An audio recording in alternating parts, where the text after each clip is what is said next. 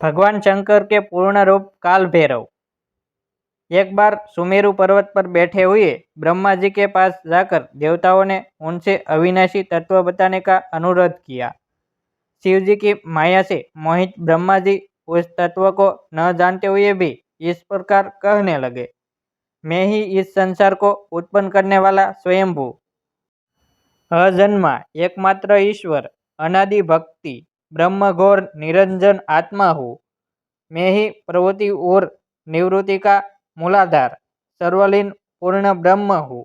ब्रह्मा जी ऐसा कि पर मुनि मंडली में विद्यमान विष्णु जी ने उन्हें समझाते हुए कहा कि मेरी आज्ञा से तो तुम सृष्टि के रचयिता बने हो, मेरा अनादर करके तुम अपने प्रभुत्व की बात कैसे कर रहे हो।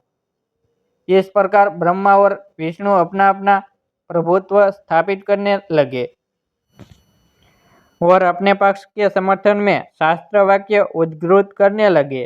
अंततः वेदों से पूछने का निर्णय हुआ तो स्वरूप धारण करके आए चारों वेदों ने क्रमशः अपना मत इस प्रकार प्रकट किया।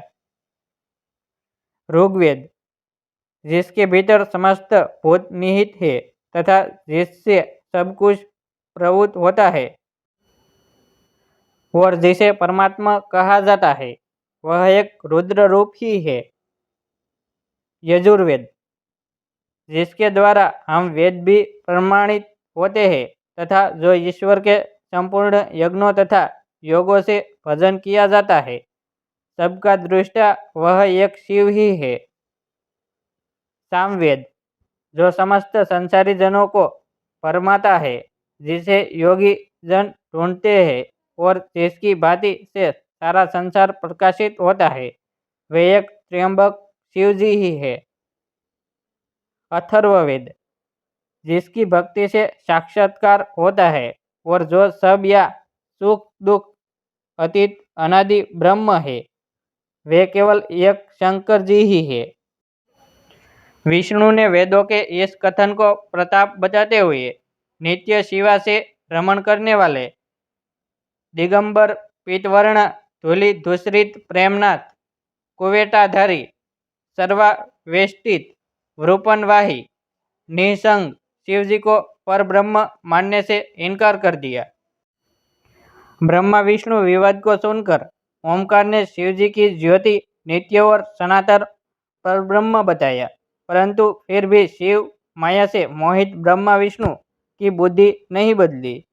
उस समय उन दोनों के मध्य आदि अंत रहित एक ऐसी विशाल ज्योति प्रकट हुई कि उससे ब्रह्मा का पंचम सिर जलने लगा। इतने में त्रिशूलधारी नील लोहित शिव वहां प्रकट हुए तो अज्ञातवास ब्रह्मा उन्हें अपना पुत्र समझकर अपनी शरण में आने को कहने लगे।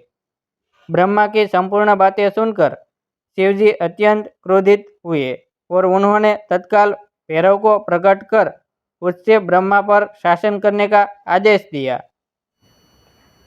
आज्ञा का पालन करते हुए भैरव ने अपनी बाई उंगली के नखाग्र से ब्रह्मा जी का पंचम सिर काट डाला। भयभीत ब्रह्मा शतरुद्री का पाठ करते हुए शिवजी के शरण हुए। ब्रह्मा और विष्णु दोनों को सत्य की प्रतीति हो गई और वे दोनों शिवजी की महिमा का गान करने लगे। यह देखकर शिवजी शांत हुए और उन दोनों को अभयदान दिया। इसके उपरांत शिवजी ने उसके भीषण होने के कारण भैरव और काल को भी भयभीत करने वाला होने के कारण काल भैरव तथा भक्तों के पापों को तत्काल नष्ट करने वाला होने के कारण पाप भक्षक नाम देकर उसे काशीपुरी का अधिपति बना दिया। फिर कहा कि भैरव, तुम इन ब्रह्मा विष्णु को मानते हुए ब्रह्मा के कपाल को धारण करके इसी के आश्रय से भिक्षावृत्ति करते हुए वाराणसी में चले जाओ। वहां उस नगरी के प्रभाव से तुम ब्रह्म हत्या के पाप से मुक्त हो जाओगे।